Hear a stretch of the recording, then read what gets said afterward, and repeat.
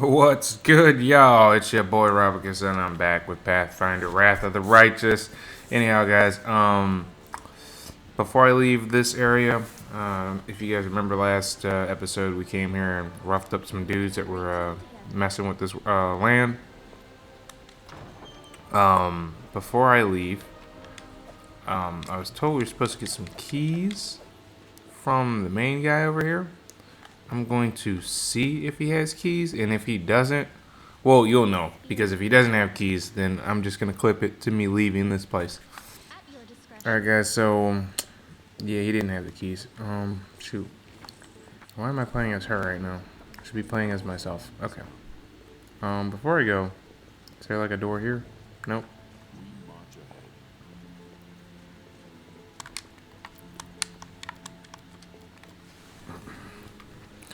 Alright, guys, I think the next quest I have to do, which is the last quest before I do like the final one on there, is the Burning City.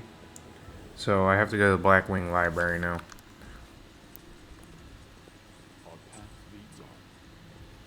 So we just went to the museum, now we're going to the library. Two of the most boring places in the planet. There's somebody in my comments probably cussing me out right now.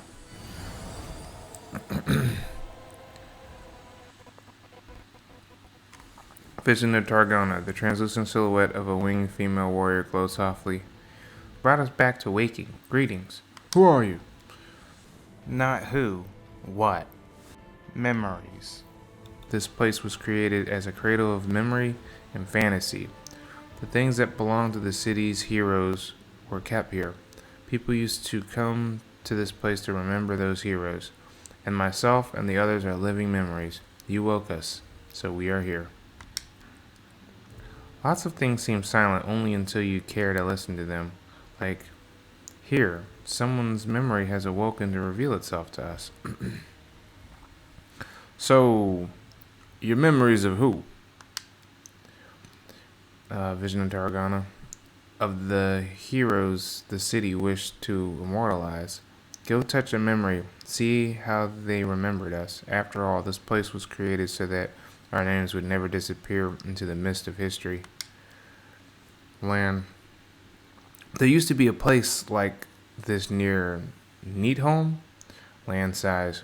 Quiet, calm. I used to walk among the plinths and pedestals, wondering, the people who founded this place, what was driving them? Were they thinking about future generations, how to pass down their wisdom and show the right path?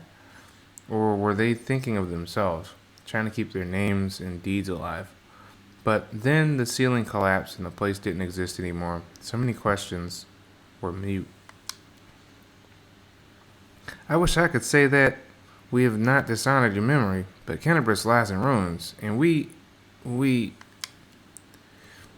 But you fearlessly battled the invaders with no thought for yourself. You've earned no censor. We are proud of you. Why did you help me?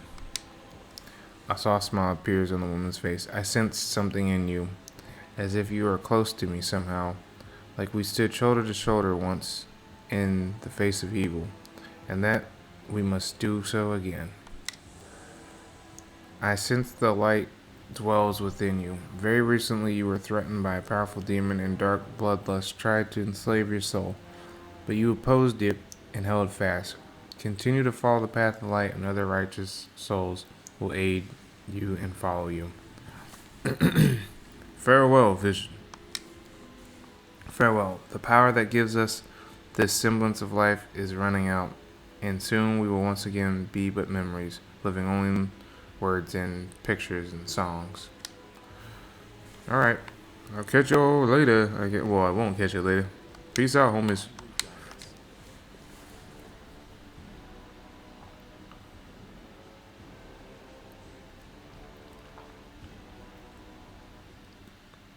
Okay. So now we gotta go to the... Is this the Alchemist Laboratory? Where is the Blackwing Library? Security Garrison. Oh man, it's all the way up here.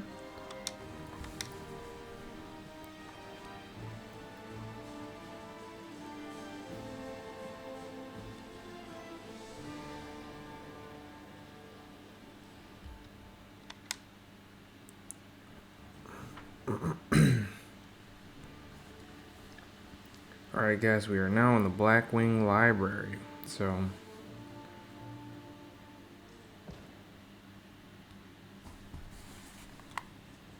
Godspeed. I was successful in my search. Success worthy of praise. oh. Okay guys, so this is gonna be funny, but we already did this quest. We gotta go to Grey Garrison. Although there might have been more to this dungeon. Nope, there's not. Can't hide from me. Well, wait up, wait up. We found a secret door.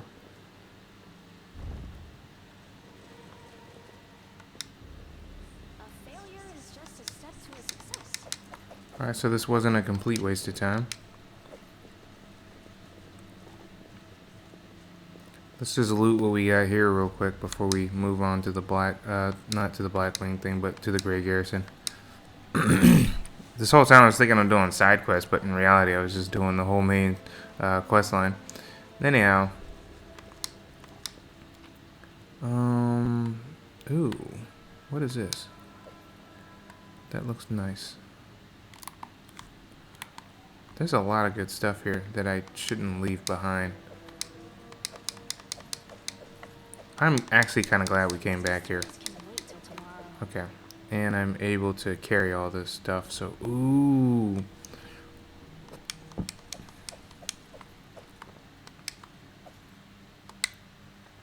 Okay, let's go.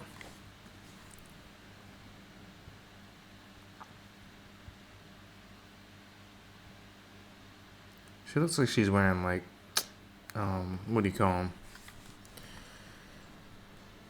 Those boots from like Fire Emblem or something.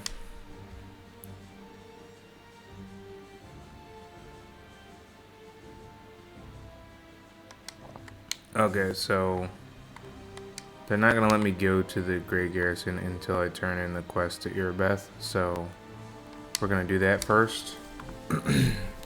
Wait up, it shouldn't take us 4 hours because we could have just went straight there. Okay, alright, shoot, we'll rest.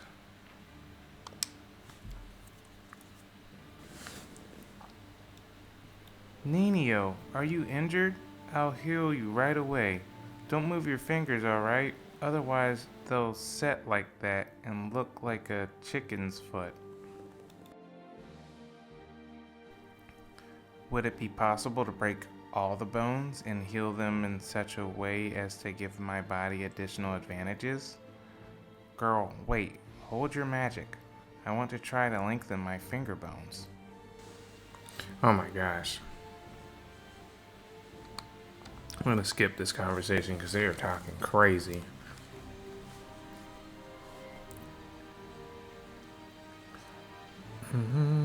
Okay.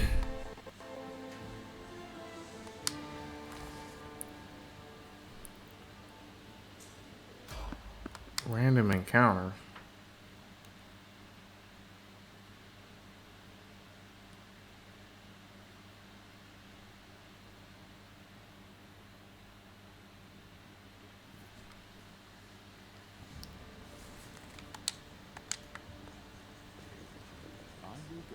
Let's just get this fight out of the way, wherever it is.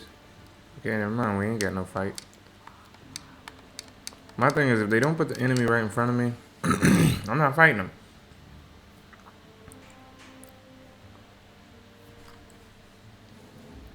Because to me, this is dumb. Okay. Defender's heart, here we come.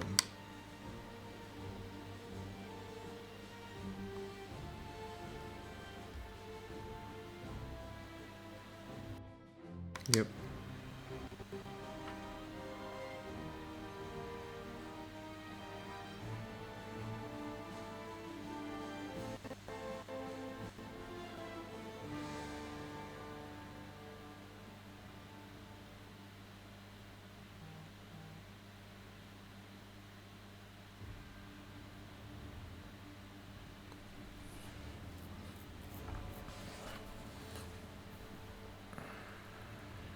Alright, so we gotta inform Erebeth what's going on.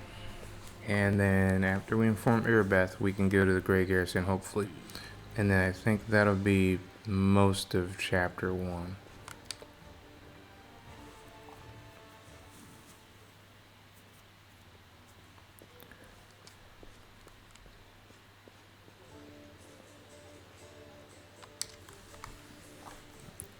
Okay,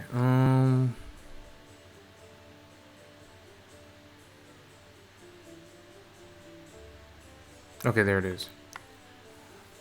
Any success? How's the city? The Tower of Estrada has been cleared of demons. Great. Great. The places where the demons have gathered need to be cleared one by one. Then they won't be able to stab us in the back when we take on the Grey Garrison. Thank you for your service. Okay. Alright, so was that it? So I gotta talk about... I think I just gotta exhaust all the options with her to get the go to the Grey Garrison. Tell me about the Eagle's Watch. It was a small order created to fight not only demons but also the enemy within, to maintain the purity of the paladin ranks, prevent heresy, and identify spies. And it failed miserably at that. The Templars of the Ivory Labyrinth infiltrated it and formed their nest within its ranks. After the Queen entrusted me with leading the order, Anivia and I practically built it from scratch. We got rid of dead weight, people who weren't committed. We organized ways to transmit messages and orders safely. We introduced reliable ciphers. We found tacit allies around the city, from crusader orders to street beggars. This was my personal crusade to purge the city of Templars who had infested it. And I thought I was winning, but I could feel it. We were so close to driving the cultists out of Cannabis, but Erebeth frowns. It's hard to admit it, but those successes didn't count much once the demons entered the city. Okay, so on the contrary, if it wasn't for you, there wouldn't be a headquarters at the Defender's Hut. The cultists would have served up the city on a platter to the demons. The lines on Erebeth's forehead softened. Yes, that's true. It's a good thing we achieved something. Thank you. These ward stones, what are they?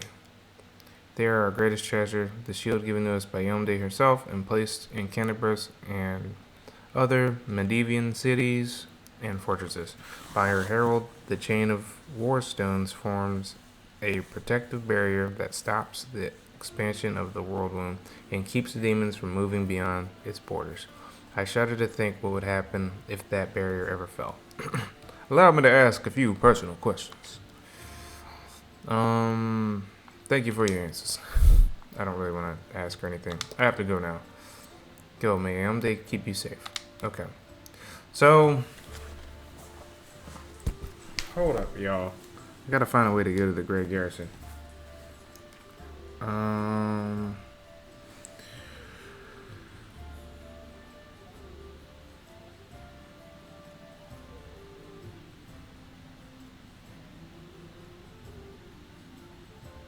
Okay. The reason I can't go to the Grey Garrison... Alright, guys, so the reason I can't go to the Grey Garrison is because I haven't finished something. So let's find out what it is. Quick save. Let's go to our journal. What have we not done? Okay, sample the festival. Okay, that has nothing to do with that. Workers' groans, nobles remain for now. Okay, I already did that. The burning city. Bring the storyteller to the defender's heart. Okay, so I just have to talk to him. I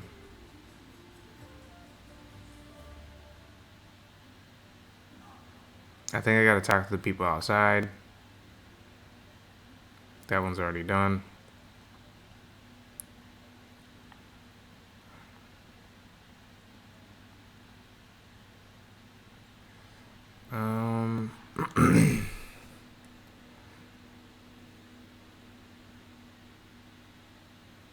And then I gotta find these two.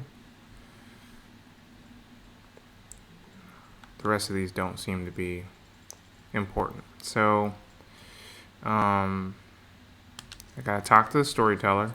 Therefore I became righteous. Does it mean whatever I do now becomes right because I am righteous? The blind elf looks better than he did in your last encounter. His clothes are clean and his pale face has some color. The elf turns to you and listens closely. Is that you, my savior? I recognize your footsteps. Determined footsteps. Yes, I'm using the same voice I did for the old guy earlier. Befitting a determined person. Allow me to thank you again for saving me. Please accept this humble gift as a token of my appreciation. The elf hands you a small black ring with 2 scarlet runes on it.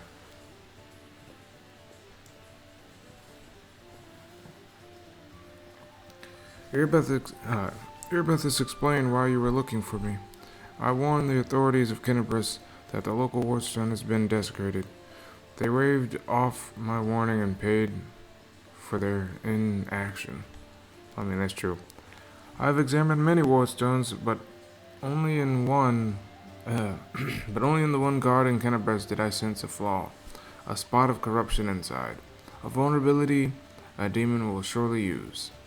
They are able to spread the blight inside the wardstone, corrupt it, and make it their weapon. It frightens me to think what it will be capable of. The wardstone must be destroyed. Okay. I've heard you, storyteller. In that case, you must make every possible effort to destroy the corruption. Unfortunately, I don't know where to get an instrument powerful enough to banish it from the wardstone. As far as I know, there's nothing like it in Kennebrus, but the demons might have something.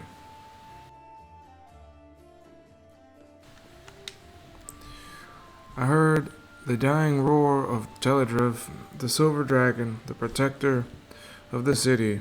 At the same time, I felt a wave of unfamiliar power sweep over me from head to toe. I would advise you go to where Teledriv perished and search there for something. I'm sorry. I can't be more specific, but intuition and a strange sense of righteousness tell me to point you there. Alright, so present the purple stone knife. I found it in the square where Teledriv perished. What do you make of it? Storyteller reaches out and says softly, even from here I can feel strange energies emanating from this object. If you don't mind, I will examine it. Using my method, I will try to see past the past of its owner, their emotion, and shreds of their memory. Maybe it'll help us better understand what we are dealing with. The storyteller touches the knife, his fingers clamping around the hilt with a hungry, masterful grip. His face contorts into an evil grimace, his voice distinguishedly raspy. Hunger. My many legs bring me into the lair, to my mother's feasting hall. Her swollen body, overfilled with food, is so huge that I have to look at it with all of my eyes at once. On top is her scrawny head, with a long beak that is always yearning for more food. Whatever that is, it is disgusting. You feel feverish, and your chest, where the mysterious wound is concealed, feels hot. Your mind is flooded with a wave of visions that repeat the words of the old elf. Mother greets me with a placid screech, stupid greedy wretch, whose only achievement is my birth, a creeping wingless creature. It's your fault I have no wings, a symbol of greatness, a birthright I should have received from my father. Mother points me to a crowd of whimpering subjects, suggesting I fortify myself with their pathetic flesh. Not today. I summon my spawn, and they fly to me, enveloping me in a teeming cloud. Storyteller. Like dark buzzing wings, they unfold behind my back and lift me up. Mother has always been stronger, but she did not expect this. I dive on her and rip her bloated body with my claws. Ichor splatters, the bone spurs on my heels, sink into her flesh. I clenched her pitiful tiny head and tear it off along with the shreds of meat. Victory. I am the strongest. I am the son of my winged father. The elf grimaces with a distaste. His voice becomes normal again. Appalling. Stories like that are the most difficult ones to keep with me. Did the knife belong to a demon? The storyteller opens his mouth to answer, but a sudden spasm crosses his face. A new vision, a much stronger one, engulfs the old elf. The malevolent undertones vanish from his voice, and it grows more determined and tired. Even looking at the ward stone is difficult, despite the corruption nesting in it. It is still an aura of strength. Your fingers clench the stone hilt so tight it hurts. A little spot on the flawless surface of the wardstone draws your attention. It looks like a butterfly, corruption in the guise of something utterly harmless. But it will grow. You swing and stab the butterfly with the knife as hard as you can. Your fingers cramp painfully. A howl invades your ears. Light! White light everywhere. Okay, so we finished the quest. The stone knife falls from the old elf's hand. Out of breath, he drops to his knees. He is trembling, the terror on his face so unlike his usual dignified manner. What was that? That was not the past. That was something that is yet to happen. Rather, or something might happen. One of the roads to the future, and one of the possible futures. This item will help you cleanse the wardstone, or destroy it. You feel a longing to take the stone chisel and plunge it into your chest, right into the wound that has opened up in it. It is hard to resist this feeling, but at the last moment, your self-preservation instincts take over and you manage to keep control of your hands. The old man stands up. He looks completely stunned. Never before has anything like this happened to me. But how? I'm not an oracle or a prophet. Or is this another riddle from the past that has caught up with me? I must find out. Seeing stories that have happened is one thing. Seeing stories that are yet to happen, I don't know why this is happening now. But there is one thing I'm sure of. This is not a coincidence. This is a sign of coming changes. Great changes.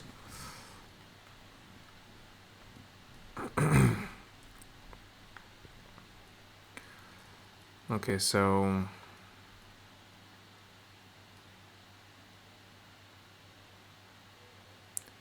who were you in your vision? I don't know. Someone strong and desperate enough to resort to extreme measures. I felt that what I was doing had to be done.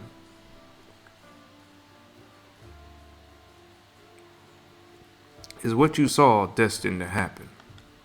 No, the future is not set. It used to be, a long time ago, when the god Arodin guarded Glorian. But now, prophecies do not come true, or they do, but not the way they were supposed to. I only saw one vision of the future, one of the path leading to it, but the choice has not been made, and our destinies are not set in stone. I shared your vision, and the knife tempted me. Did you see what I saw? This has never happened before. Could it be magic from the object that you brought me? I sense a dark energy in it that can cloud and charm the mind. Be careful with this item. It might have tried to influence you, but you managed to overcome its power and subdue it. Perhaps something else happened to us, something we don't understand. Your powers are amazing. A few minutes ago, I would have agreed with you, but the thing that just happened, it disturbed me. My gift has never manifested like this. Something has changed, and these changes frighten me. I gotta go now. I wish you interesting adventures. Alright, cool. So we finished that one. We march And now that we finished that one, I think we gotta go outside and have the thieflings and the other dudes join our cause. And then we're good.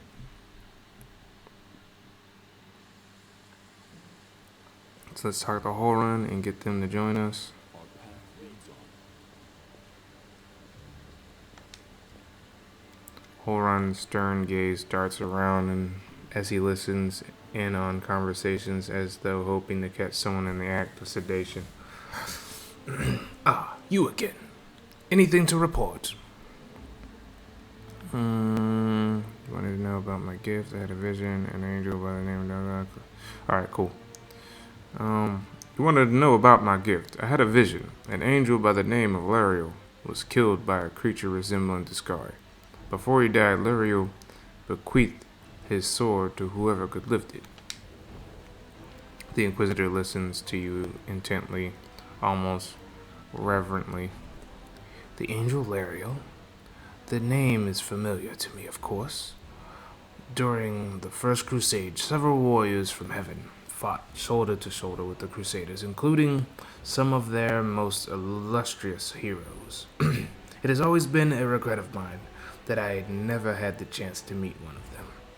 A tinge of envy bleeds into the Inquisitor's voice, but he smooths it away and continues. By the time I was born, most of the angels had left the ranks of the Crusaders. Yomde's faithful servants at the time were told that the warriors of heaven were departing on a special mission that would weaken the forces of evil. That was a long time ago, and since then, none of the angels have returned. I have no doubt that the mission continues to this day, but I digress. Everyone believed that Lariel left along with the rest, but you have revealed the sorrowful truth to me, that our hero perished, leaving his gift to await the arrival of one worthy of it. Sad, sad tidings. How can you help us when we attack the Grey Garrison? What do you mean, how can I help you? Why all the questions? You're not doubting my abilities, are you? Holron snorts indignantly. We are Inquisitors. We will provide tactical support, with cold steel or magic, as we see fit. I gotta go now. Go ahead, may they keep you. Alright, let's talk to the thieflings now.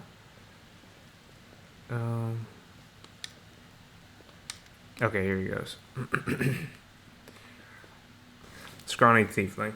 Look who it is. The tiefling raises his hand in greeting. Who would have thought that I'd end up in the Crusader army? Go figure. How can you help us when we attack the Grey Garrison? The scrawny tiefling. I'll tell you straight. We're not getting involved in any fight. Warriors we ain't. But we can scout, sneak right under the demons' noses, look for traps and hidden doors. In other words, we can smooth the path for you and for your whole operation. And then, all you have to do is just go in there and bump off the demons. Nothing to it. Did Irabeth accept you? With open arms. She knows exactly who I am and where I am from. But she's come down with a convenient case of amnesia where I'm concerned. And who can blame her? The city is in a bad way. You don't turn down help in a situation like this, no matter what quarter it comes from. Okay. Alright, I'm going now. Thank you. See ya. Alright. So I think...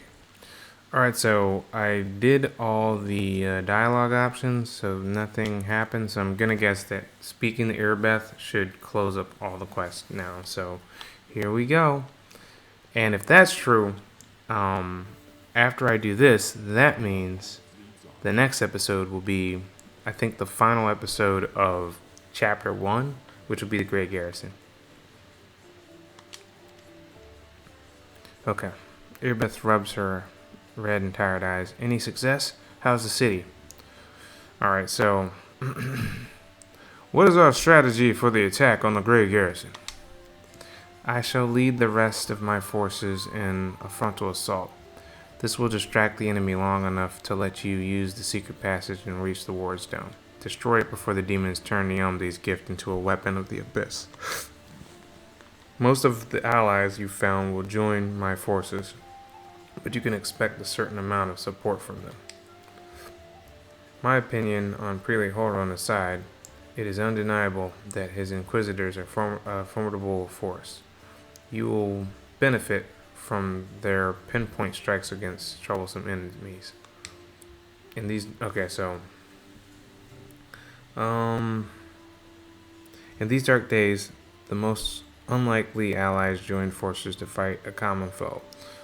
All tieflings are treated with prejudice in Canterbury, let alone the smugglers and the thieves of their kind, and yet they are on our side, and I'll make sure their contribution is not forgotten after the victory.